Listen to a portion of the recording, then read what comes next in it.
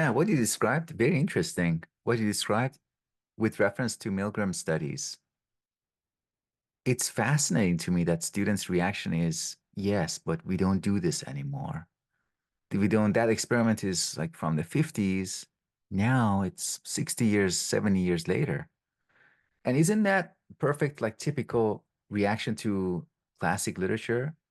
Like, yeah, Dickens is great, but it's such long time ago. Shakespeare, such long time ago. Or the reaction that I described when I was talking about Shakespeare saved my life.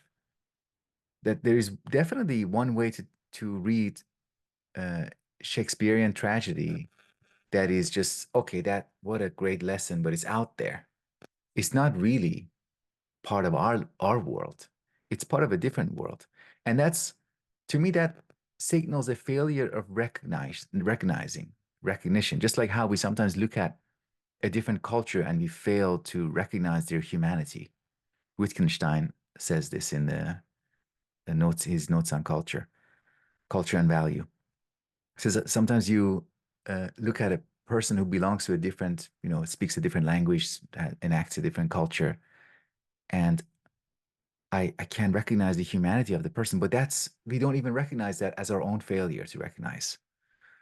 I love your all your comments and responses uh, to the question of reconciliation. I want to give this example from my life. Hopefully, ties back to what you all talked about. During my when I was working on my PhD project, I met this professor at the University of British Columbia, so the whole other side of Canada, in Vancouver. And I went even to visit him for a couple of days, and I loved him.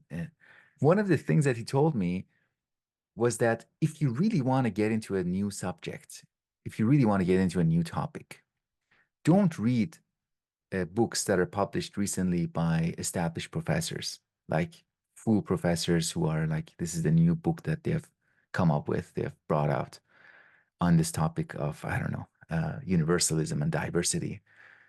Don't read articles, recent articles published by, that might be a good choice, but that's not the first or best choice.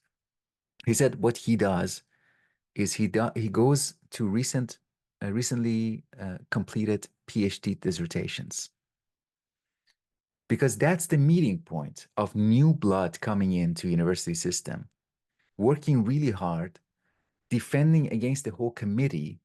Imagine like a person finishing a PhD, they have to defend their work against the primary supervisor, secondary supervisor, and several other committee members.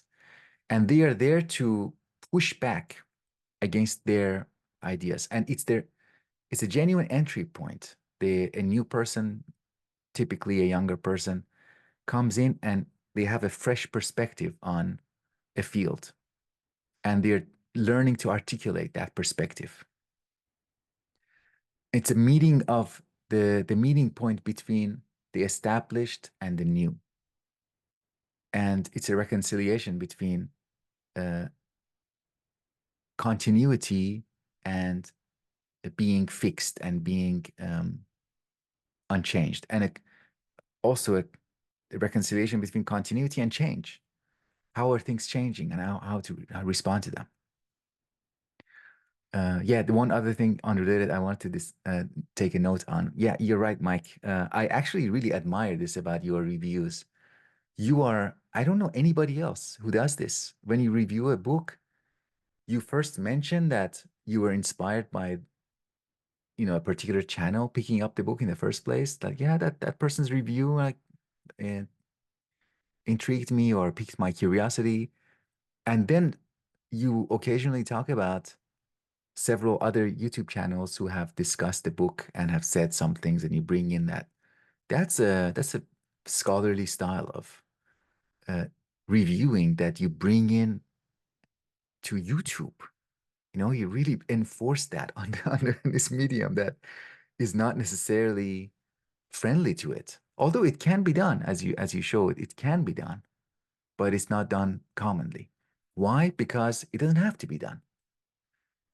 That's the trick of the trick of the new media that is played on our minds. The media comes in, it's flashy, it's new, and you suddenly realize, oh, all those things that other people do, we don't need to do that anymore here.